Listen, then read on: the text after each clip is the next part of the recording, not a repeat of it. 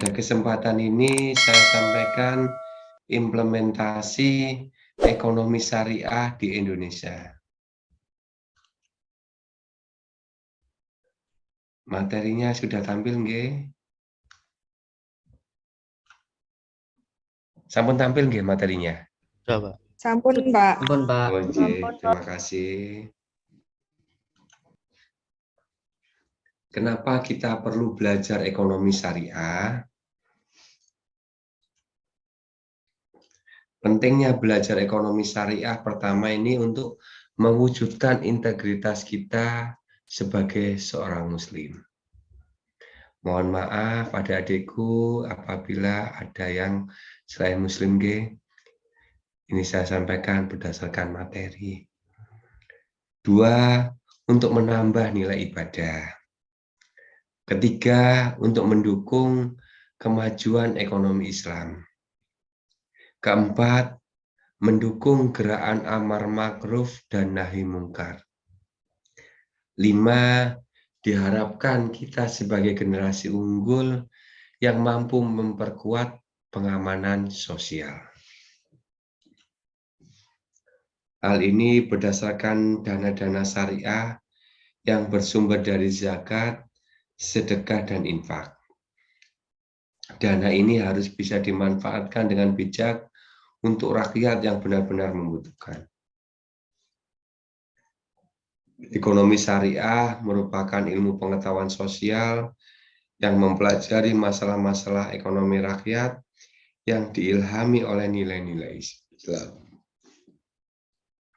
Ekonomi syariah atau sistem ekonomi koperasi yang dianut negara kita ini berbeda dengan sistem kapitalisme, sosialisme, maupun negara kesejahteraan.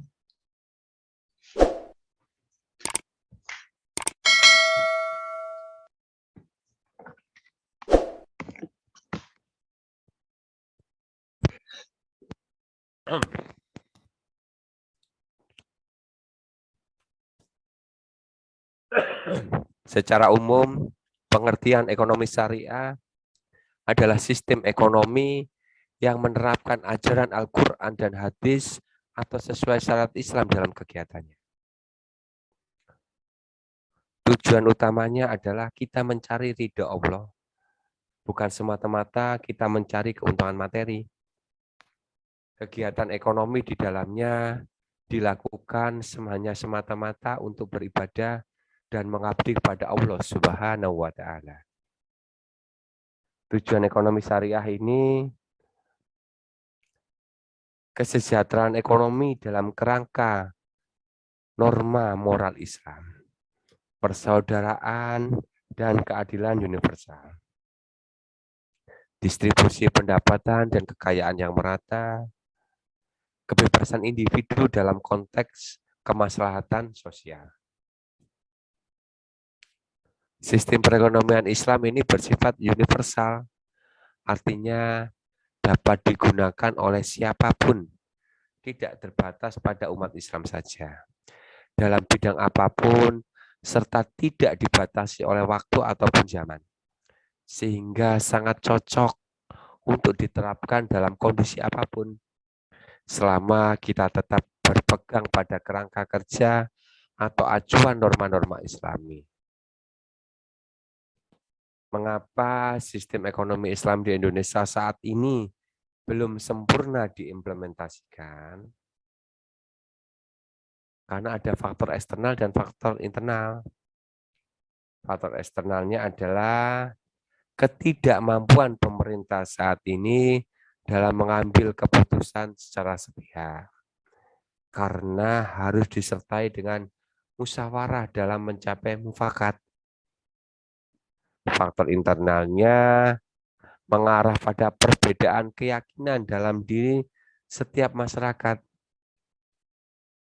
Adanya keyakinan bagi setiap individu, Indonesia memang masyarakatnya Muslim. Di sisi lain, bukan berarti agama Islam saja yang ada di Indonesia, tetapi agama lain juga. Indonesia mengakui adanya keberagaman agama, suku, dan budaya. Sehingga sistem ekonomi Islam di Indonesia saat ini sulit diimplementasikan secara sempurna. Dari anggapan tersebut, sudah sangat jelas kendala yang dihadapi Indonesia saat ini, yaitu perbedaan keyakinan bagi setiap individual agama, yang menjadi faktor yang mencolok, sehingga tidak serta-merta mengambil keputusan pada satu pihak saja.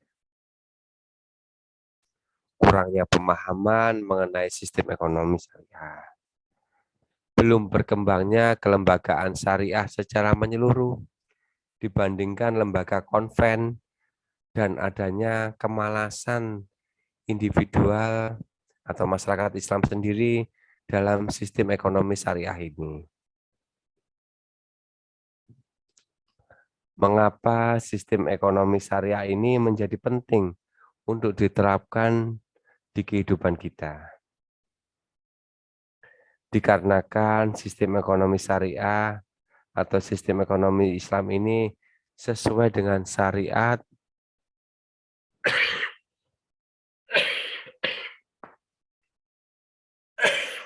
dan karena sebagian besar penduduk Indonesia adalah Islam.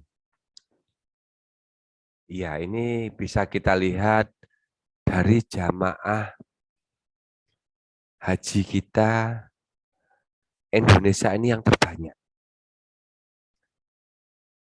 di antara jamaah haji yang ada di dunia. Coba kalau panjenengan di saat ke Mekah, Madinah, petunjuk-petunjuk arah itu selain bahasa Arab, bahasa Inggris, ada beberapa bagian dan banyak yang menggunakan bahasa Indonesia. Karena sebagian besar penduduk Indonesia adalah Muslim, maka agar terhindar dari segala perjualbelian yang dilarang oleh syariat Islam dan terhindar dari hal-hal yang dibenci oleh Allah, seperti adanya riba dalam suatu perdagangan. Ekonomi Islam di Indonesia dari tahun ke tahun, insya Allah semakin berkembang secara bertahap dan akan menjadi ekonomi Islam terbesar di dunia, insya Allah, karena penduduk Muslim kita terbesar di dunia. Hal tersebut terdapat, jadi umat Muslim ini merupakan pasar yang sangat besar. Kalau tidak pasar, tidak mungkin ada BCA Syariah, ya toh. Itu kan merupakan pasar. BRI Syariah, Bank Jatim Syariah, dan lain-lain. Hal tersebut terdapat pasar yang sangat besar dan terdapat pula sektor real ekonomi syariah yang sudah berjalan dengan baik sesuai aturan syariah Islam yang sudah ada di dalam Al-Quran dan Al-Hadis. Apakah sistem ekonomi syariah bisa menjamin kesejahteraan umat atau masyarakat umum?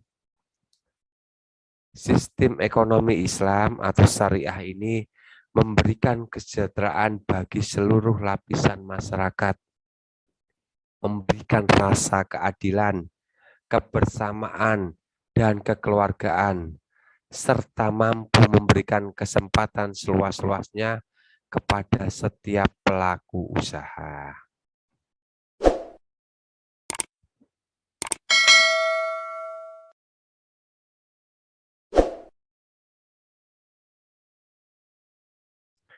Jenis-jenis muamalah yang akan kita bahas di bab ini adalah pertama tentang syirka, jual beli, murabahah, ijaroh atau sewa menyewa, dan hutang piutang. Syirka.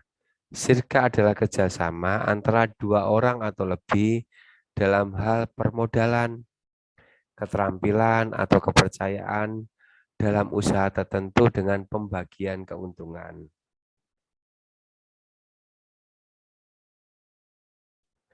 Menurut ulama Malikiyah, syirka adalah pemberian izin kepada kedua mitra kerja untuk mengatur modal atau harta yang bersama. Artinya setiap mitra memberikan izin kepada mitra yang lainnya untuk mengatur harta keduanya tanpa kehilangan hak untuk melakukan hal itu. Menurut ulama Hanabila, syirka adalah persekutuan hak atau pengaturan harta. Sedangkan menurut ulama Syafi'iyah, syirka adalah tetapnya hak kepemilikan bagi dua orang atau lebih, sehingga tidak terbedakan antara pihak yang satu dengan pihak yang lain, atau istilahnya syuyuk ya. Rukun-rukun syirka itu pertama ada sigot atau lafal akad. Seperti halnya di buku nikah kita, itu ada sigot talik talak. Dengan ini, saya menyatakan apabila saya tidak menafkahi istri saya selama 4 bulan lamanya, maka jatuh talak saya. Apabila saya melakukan kekerasan pada fisik istri saya, maka jatuh talak saya. Apabila saya tidak menggauli istri saya selama 4 bulan lamanya, jatuh talak saya. Itu di sebuah talik talak. Di buku nikah kita di lembaran terakhir. Ya memang di dalam syariat memang tidak ada. Tapi ulama kita membuat hukum itu juga tidak ngawur. Kalau tidak dibuat gitu, nanti banyak yang ngawur, istrinya tidak dinafkahi, ditinggal pergi, lari dengan wanita lain. Digantung akhirnya. Ya, tapi untuk wanita, walaupun itu jatuh talak, selama tidak didaftarkan, tidak diajukan gugatan atau kulu, dan tidak disetujui oleh hakim ketua majelis hakim, maka tidak putus, tetap harus diajukan. Kalau laki-laki yang melakukan talak, otomatis cerai. Bedanya di situ. Ya. Yang kedua, saya ngelantur, mohon maaf ya. Tapi insya Allah itu ilmu yang ada manfaatnya. Rukun syirka yang kedua, para pihak ya. Orang atau pihak-pihak yang mengadakan serikat. Yaitu pihak-pihak yang mempunyai kepentingan dalam mengadakan perserikatan. Ketiga, bidang usaha yang dijalankan. Dalam kerjasama mereka yaitu orang-orang yang berserikat, menjalankan usaha dalam bidang apa, yang menjadi titik sentral usaha apa yang dijalankan. Orang-orang yang berserikat harus bekerja dengan ikhlas dan jujur. Artinya semua pekerjaan harus berasas pada kemaslahatan dan keuntungan terhadap serikat.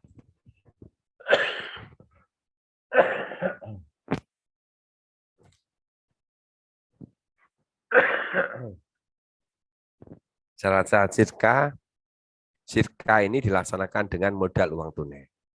Ini dalam artian bukan harus berarti uang, dengan benda pun boleh, tapi tetap kita nilai diuangkan, jadi nanti harta ini menjadi harta yang campur.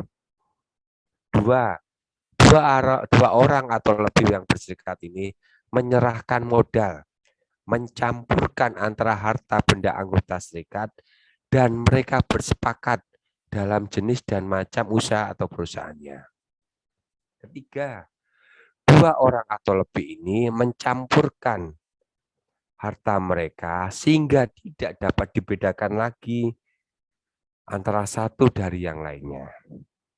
Ya, kenapa saya bilang tadi maksudnya seperti itu. Yang keempat, keuntungan dan kerugian diatur dengan perbandingan modal harta serikat yang diberikan.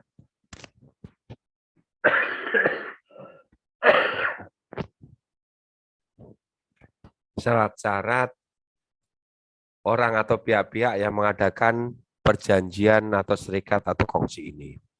Yang pertama, orang itu berakal, tidak gila. Dua, balik. tidak di bawah pengampuan juga.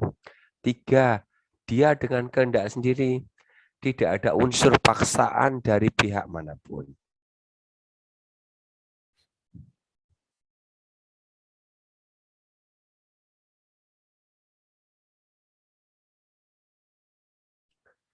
Barang modal yang disertakan dalam serikat dapat berupa barang modal yang dapat dihargai.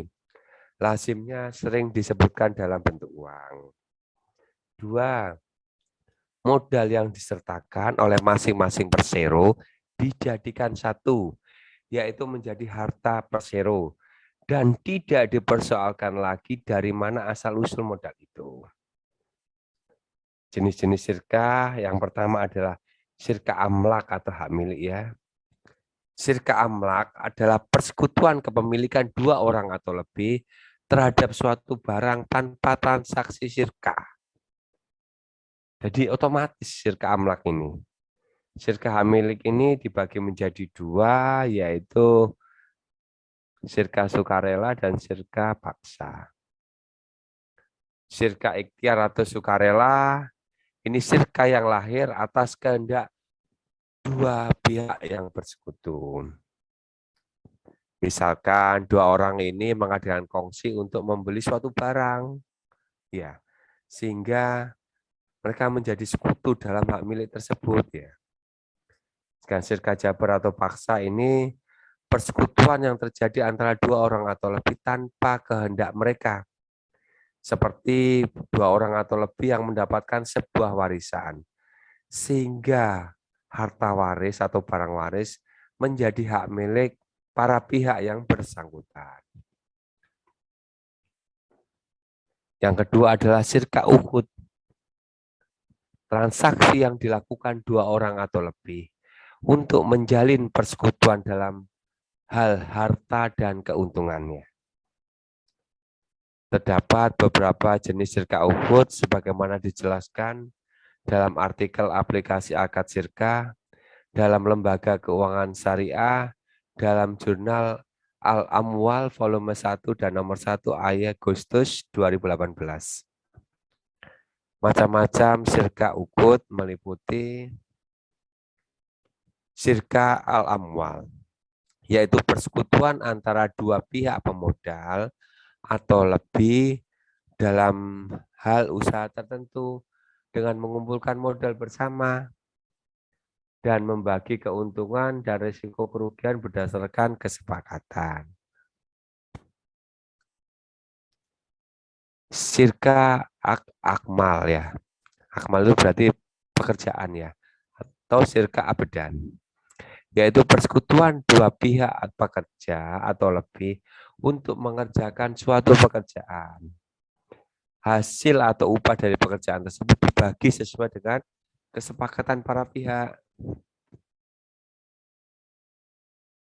Dalam hal misalkan dapat borongan renovasi rumah. Beberapa orang berserikat untuk mengerjakan renovasi itu. Berikutnya adalah sirka al-wujuh, yaitu persekutuan antara dua pihak pengusaha untuk melakukan kerjasama, di mana masing-masing pihak sama sekali tidak menyertakan modal. Ya, jadi mereka hanya tenaga ahli atau tenaga pengerja. Mereka menjalankan usahanya berdasarkan kepercayaan pihak ketiga atau pemodal.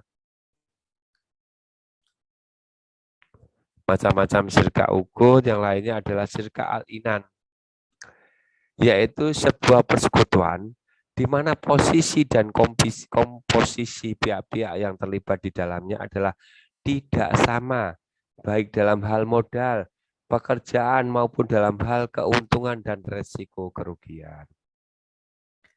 Sirka al-mufawadoh, yaitu sebuah persekutuan di mana posisi dan komposisi pihak-pihak yang terlibat di dalamnya adalah sama, baik dalam hal modal, pekerjaan, maupun dalam hal keuntungan dan resiko kerugian.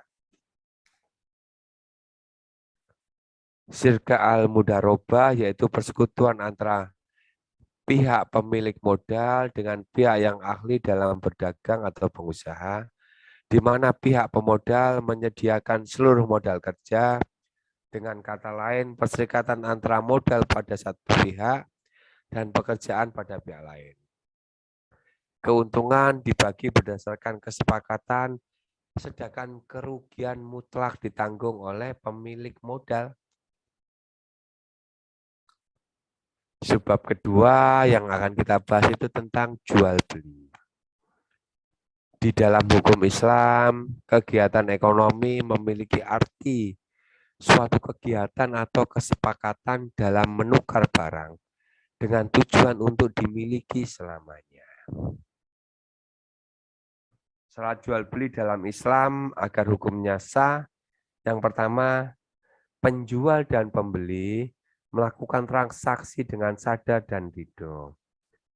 Artinya tidak ada paksaan atau ancaman kepada salah satu pihak untuk melakukan transaksi tersebut.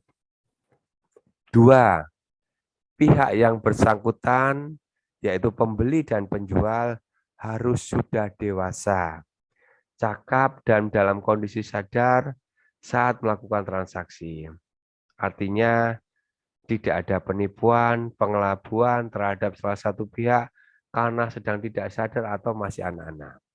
Ini dikecualikan dalam hal yang umum ya, misalkan dalam hal barang-barang yang ada di supermarket atau barang-barang yang ada di minimarket dan lain-lain.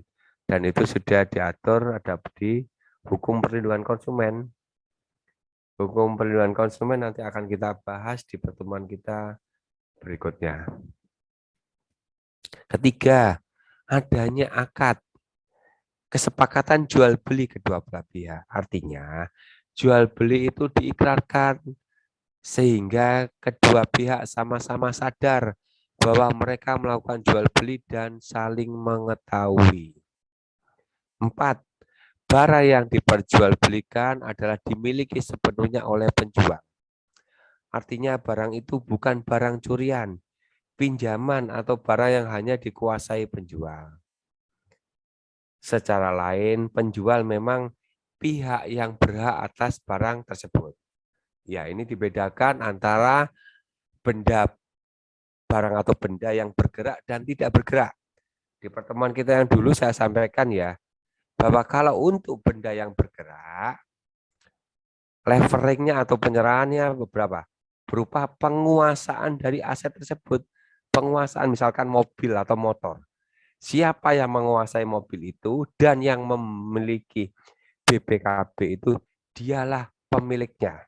Walaupun nama yang ada di BPKB itu bukan nama dia. Sedangkan untuk benda yang tidak bergerak, leveringnya atau penyerahannya itu melalui balik nama. Jadi, nama yang ada di sertifikat itu merupakan pemilik yang sah. Walaupun sertifikat itu jenengan pegang, kalau itu bukan nama jenengan, itu bukan punya jenengan. Hati-hati, nggih. Kalau melakukan jual beli benda yang tidak bergerak.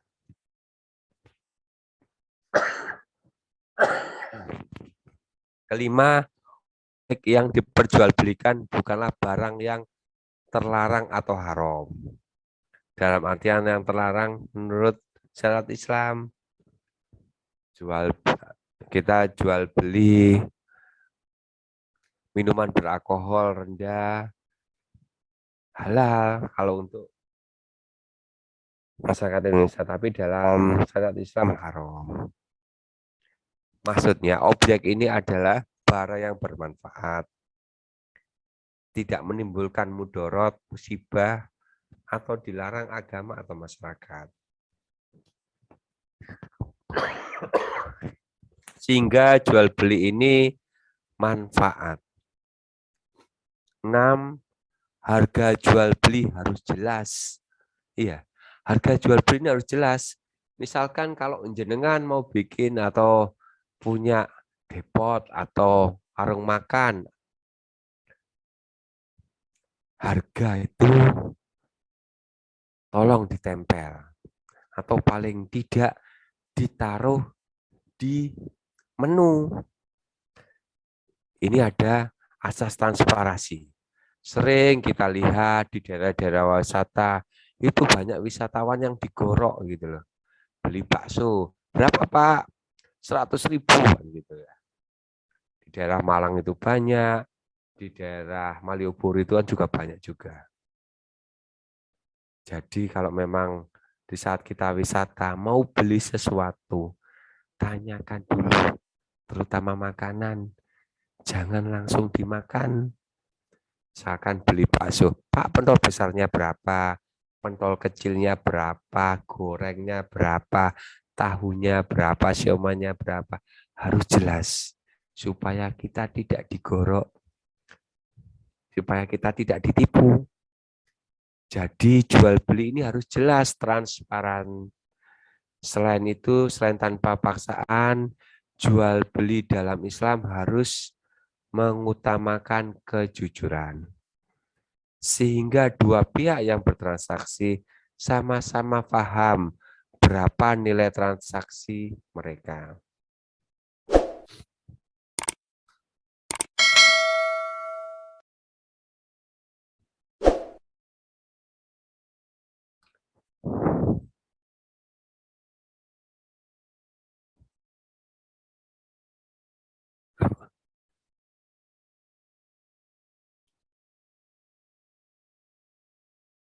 Rukun jual beli dalam Islam. Yang pertama adalah pihak yang bertransaksi ya, berarti subjek hukumnya ya. Dalam jual beli, dua pihak yang bertransaksi harus ada dan hadir. Kalau sekarang tidak harus hadir, tapi harus ada memang. Harus ada penjual dan pembeli. Jika tidak ada salah satu pihak itu, maka jual beli tidak bisa dipenuhi. Dua, barang atau objek jual beli, karena jual beli adalah aktivitas tukar menukar barang dan atau jasa, maka saat jual beli barang atau objek itu harus ada dan bisa dipahami oleh kedua belah pihak. Ketiga, harga yang disepakati. Jika sudah ada penjual, pembeli, dan barang yang ditransaksikan, maka harus ada kesepakatan harga. Harga ini harus terbuka, diketahui oleh kedua belah pihak. Tidak ada pihak yang tidak sepakat dengan harga. Jika salah satu pihak tidak sepakat, maka jual beli tidak sah. Akad ini. Yang keempat, akad itu menunjukkan bahwa penjual sudah mau melepas barang atau objeknya. Pembeli mau membayar sesuai dengan harga yang disepakati. Di dalam bisnis properti, akad ini bahkan dibuat secara tertulis dalam akta otentik yang dibuat di depan notaris PPAT. Subbab ketiga yaitu tentang murabaha. Murabaha adalah transaksi atau pembayaran angsuran yang diketahui oleh kedua pihak, baik dari ketentuan margin keuntungan ataupun tentang harga pokok pembelian. Salah satu transaksi syariah yang paling banyak dipraktekkan di lembaga keuangan syariah seperti bank syariah, koperasi syariah atau BMT, dan lembaga pembiayaan syariah adalah murabaha. Bahkan porsinya mencapai lebih dari 60%.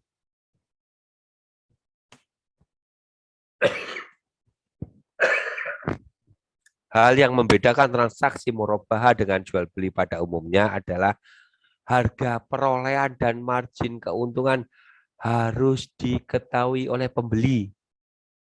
Keuntungan diperoleh atas kesepakatan antara penjual dan pembeli.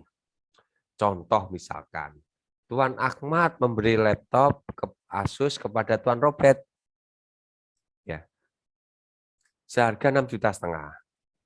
Dari harga tersebut, Tuan Robert memberitahukan kepada Tuan Ahmad bahwa beliau kulaannya itu 6 juta dan mendapat keuntungan 500.000.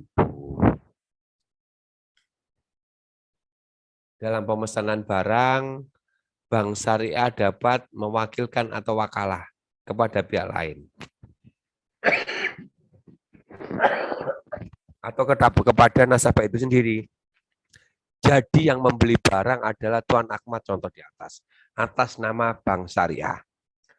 Tetapi transaksi murabahah baru boleh dilaksanakan jika barang yang sudah dibeli, jika barang sudah dibeli oleh nasabah itu ada.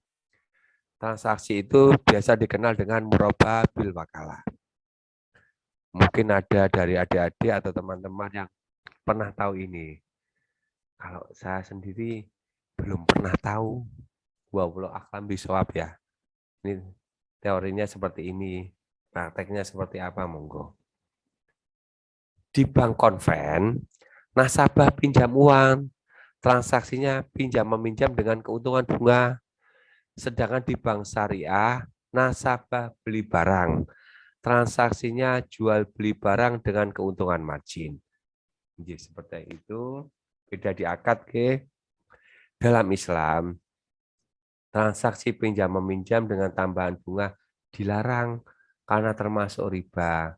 Sedangkan transaksi jual beli dengan tambahan keuntungan diperbolehkan. Ini sesuai dengan Quran surah Al-Baqarah ayat 275 insya Allah. Mengapa ini murabahah? Ini menjadi transaksi paling favorit di lembaga keuangan syariah dibandingkan transaksi lainnya. Yang pertama, keuntungan murabahah langsung diketahui di awal ketika transaksi murabahah disepakati. Jadi untungnya ini sudah jelas. Keuntungan murabahah ini sifatnya fix, tetap jika sudah disepakati. Jadi kalaupun Anda melunasi di awal tidak dapat potongan, tinggal dikalikan dari sisa angsuran itu. Beda kalau di bank konven. Tapi di bank konven juga ada penalti, biasanya 5%. Yang ketiga, karena resikonya rendah. Maksudnya ini resikonya rendah bagi lembaga keuangan tersebut. Transaksi murabahah secara kredit adalah transaksi utang piutang yang wajib diselesaikan oleh nasabah. Artinya, penyelesaian utang piutang tidak berkaitan dengan kondisi usaha nasabah.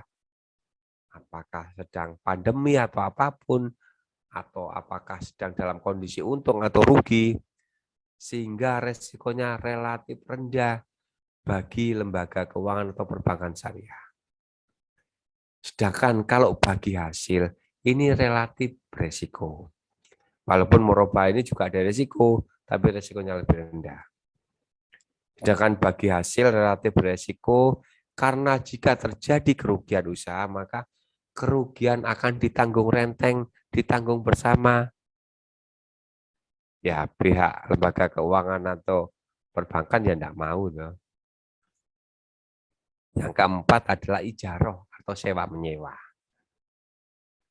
Sewa menyewa di dalam Islam disebut dengan akad ijaroh, merupakan suatu imbalan yang diberikan kepada seseorang atas jasa yang telah diberikan. Seperti hanya kendaraan, tenaga, tempat tinggal, dan pikiran. Kendaraan itu misalkan sewa mobil, tenaga misalkan renovasi rumah, tempat tinggal misalkan sewa rumah, kos, hotel, dan lain sebagainya. Pikiran misalkan kita tenaga konsultan hukum, psikiater, psikolog. Adapun beberapa syaratnya ialah barang yang disewakan ini menjadi hak sepenuhnya dari pihak pemberi sewa. Kedua belah pihak harus berakal sehat dan manfaat barang yang disewakan ini harus jelas diketahui oleh penyewa.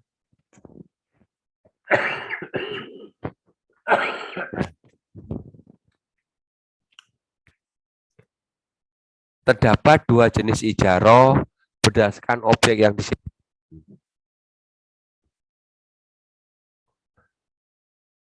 Ada ijaroh manfaat, ijaroh pekerjaan. Ijaroh manfaat, ijaroh jenis ini memiliki objek sewa berupa aset yang bergerak maupun tidak bergerak. Maaf ya, tipu ya. Seperti rumah, kendaraan, pakaian, fotokopi, dan lain sebagainya. Ijaroh pekerjaan. Ini mengarah pada objek sewa yang berbentuk pekerjaan atau jasa seperti menjahit baju, memperbaiki barang, membangun bangunan atau renovasi, mengantarkan paket, dan lain sebagainya. Berdasarkan PSAK nomor 107, ijaroh ini terbagi ke dalam beberapa jenis di bawah ini. Ijaroh asli. Transaksi sewa-menyewa terhadap objek ijaroh yang dilakukan tanpa adanya perpindahan hak kepemilikan atas aset atau barang tersebut. Jadi tanpa ada perpindahan hak kepemilikan. Ijaroh muntahiyah bitamlik. Akad ijarah yang terjadi dengan adanya perjanjian atau wa'ad perpindahan kepemilikan objek yang disewakan tersebut pada waktu tertentu. Perpindahan kepemilikan ini dapat dilakukan setelah proses pembayaran objek ijarah telah lunas dan telah kembali kepada pemilik atau pemberi sewa. Kemudian perpindahan hak milik tersebut dapat dilakukan dengan membuat akad baru yang terpisah dari akad ijarah sebelumnya. Akadnya terpisah, tapi bisa juga ditandatangani di waktu yang sama. Pembayaran pemindahan kepemilikan dapat melalui hibah, penjualan atau angsuran. Kalau istilah gampangnya di umum ini kayak finance itu loh. Motor atau mobil kita itu selama kita belum angsurannya belum selesai itu kan kita statusnya kan sewa beli. Kalau lunas itu baru otomatis menjadi milik kita. Jadi kalau selama barang itu belum lunas, kita dihukumi sewa.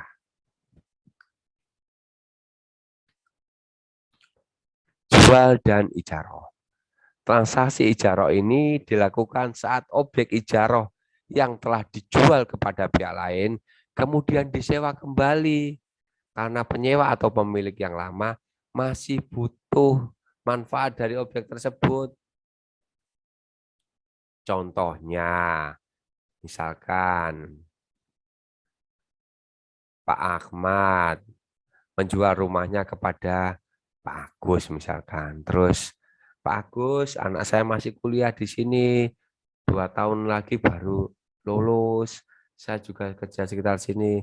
Mohon kiranya rumahnya saya kontrak 3 tahun, G. Ya, monggo kita akan dikontrak. Akan terjadi ijaroh lagi.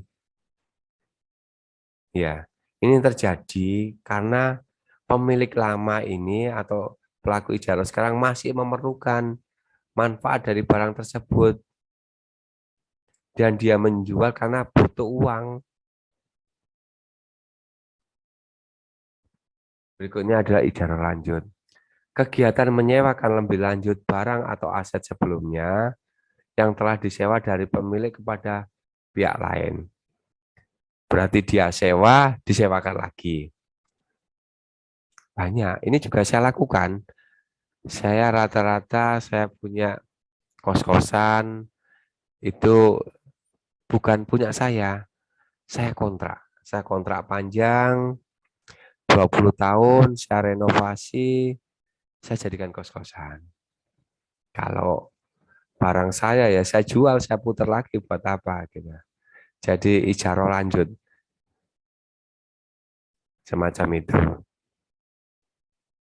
Pembatalan ijarah itu yang pertama itu karena objek atau barang yang hendak disewakan mengalami kerusakan, otomatis bisa dibatalkan, nggih. 2, objek sewa hilang atau musnah. Objek yang disewa itu hilang, misalkan dicuri orang atau apa, dirampok orang, maka ijarahnya batal atau habis. Dan si penyewa itu tetap harus mengganti. 3, masa sewanya telah berakhir. Otomatis ya kalau masa sewa berakhir. Apabila dalam bentuk barang, maka penyewa harus mengembalikan kepada pemiliknya. Jika berbentuk jasa, maka orang tersebut berhak menerima upah dari jasa yang telah dilakukan. 4. Terjadinya uzur yang syar'i dari salah satu pihak. Yang terakhir ini, subbab terakhir, saya bahas tentang hutang piutang. Hutang piutang adalah menyerahkan harta dan benda kepada orang. Dengan catatan suatu saat nanti akan dikembalikan sesuai dengan perjanjian.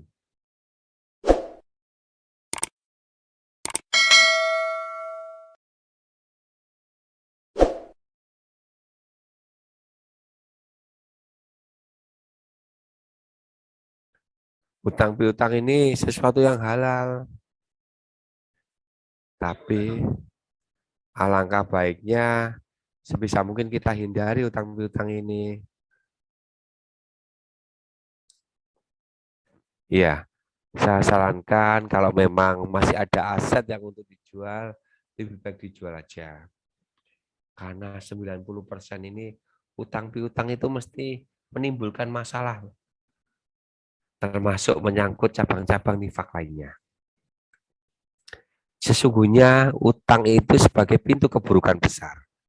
Karena sesungguhnya seseorang apabila berhutang dan ia tidak mampu membayar, maka ia akan merekayasa atau mengarang-arang. Yang berhutang membuat kebohongan-kebohongan dan berjanji untuk menepati membayar utang pada hari ini. Atau hari ini kemudian ia tidak menepati lagi, sehingga utang ini mewariskan atau menyebabkan munculnya dua cabang dari cabang-cabang kemunafikan, yaitu bohong dan ingkar janji. Betapa buruknya dua sifat yang hina ini, dan betapa buruknya orang yang bersifat keduanya, yaitu bohong dan ingkar janji. Memang ini sesuatu yang halal, dan hampir lupa ada yang saya sampaikan, kalau kita hutang itu sudah ada ya nanti sesuatu yang untuk bayar. Misalkan, oh ya tinggal beberapa hari lagi gajian, hutang, mungkin tidak masalah kan gitu. Dan sebisa mungkin Rasulullah pun menyontohkan, beliau berhutang pun menyerahkan jaminan, jangan sampai karena teman dekat atau apapun atau saudara kita asal pinjam aja. Itu kan kurang baik adabnya. Sehingga di saat kita wan prestasi, maka harta jaminan kita kan bisa dijual. Sehingga hubungan kita dengan teman atau saudara kita tetap baik. Ya, beberapa rukun hutang piutang diantaranya harus ada barang atau harta. Adanya ijab kabul. Dan adanya pemberi hutang atau penghutangnya. Salah satu hal yang harus dihindari ialah menjauhi riba.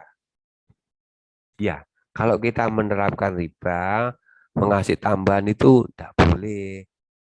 Tapi biasanya kalau penghutang ya kita dikasih bantuan, ya mohon kiranya dikasih ucapan tanda cinta. Misalkan hutang, di saat kembalikan diberi hadiah, agar semakin harmonis hubungan ini. Menurut Syekh Abu Yahya Al-Ansari, riba adalah suatu akad pertukaran barang tertentu yang tidak diketahui padanannya menurut timbangan syara, yang terjadi saat akad berlangsung atau akibat adanya penundaan serah terima barang baik terhadap kedua barang yang dipertukarkan atau salah satunya. Ini di kitab Fathul Wahab Bisari Manhaji Al-Tulab. Ya, kalau kita tidak ngasih jaminan, misalkan kita utang, misalkan di tahun 80 misalkan, kita utang 800.000. Kemudian di tahun 2002 baru kita bayar. Itu kan keterlaluan banget. 800.000 itu tahun 83 itu sudah dapat rumah di sekitar UNER di kampung tapi ukuran 35 kali 12 itu 800.000. Nah, kalau bayarnya baru sekarang itu kan ngawur banget. Terus ngomong, "Oh, kalau udah tambahan riba lah, tambah ngawur lagi tambahan." Ya, makanya harus ada jaminan. Di saat waktu yang dijanjikan bahan prestasi tidak mampu, maka jaminan itu yang harus segera dieksekusi, dijual. Agar tidak ada pihak yang didolimi. Jangan sampai nanti yang memberi hutang kayak pengemis nagih-nagih. Yang dihutangi ngalah-ngalai preman galaknya. Faktanya seperti itu. Jadi tujuan muamalah ini adalah terciptanya hubungan yang harmonis antara sesama manusia sehingga tercipta masyarakat yang rukun dan tentram. Adapun hubungan ini berupa jalinan pergaulan, saling tolong-menolong dalam kebaikan, dalam upaya menjalankan ketaatan kepada Allah. Wastabikul khairat ya, berlomba-lomba dalam kebaikan. Barakallahu fikum, sahabat-sahabatku. Sekian tadi materi yang saya sampaikan tentang implementasi ekonomi syariah. Mungkin ada yang mau ditanyakan, masih ada waktu sedikit, tidak apa-apa, monggo. Tentang materi tadi, monggo. Tentang materi yang sedang masalah apapun, monggo. Pak, saya, Pak. Iya, dalam Bu Indri. Aduh, Ibu. Iya, Mbak Indri. Itu cuman 4 menit loh, Pak. Iya, monggo, monggo. Satu aja sih, Pak, singkat. Iya. Katanya tadi kan yang berbasis syariah itu tidak mungkin ada bunga atau ribanya. Tapi dalam penerapannya di masyarakat yang berbasis syariah pun tetap ada bunga, Pak. Iya, margin keuntungan itu loh, Mbak. Saya kan tadi ngomong wallahu ta'ala a'laman gitu loh. Ini Iya, yang saya sampaikan ini kan teori. Teori itu sesuatu yang benar-benar ideal dan benar-benar sudah teruji. Kalau okay. prakteknya itu kan ya nafsi-nafsi, tiap orang Yang berbeda-beda. yang sering diterapkan itu sih kalau syariah kalau ditutup enggak pakai bunga itu iya. Kalau tanpa penalti ya. Kalau untuk ketelat-telat sama keuntungan yang malah syariah itu yang lebih tinggi Lebih malah besar ya, Mbak. iya. Itu aja Iya, sih, Pak. dan Ya, tidak Pak. ada potongannya. Misalkan Kalau jenengan kalau penutupan itu enggak ada potongan memang, Pak. dikalikan, Mbak.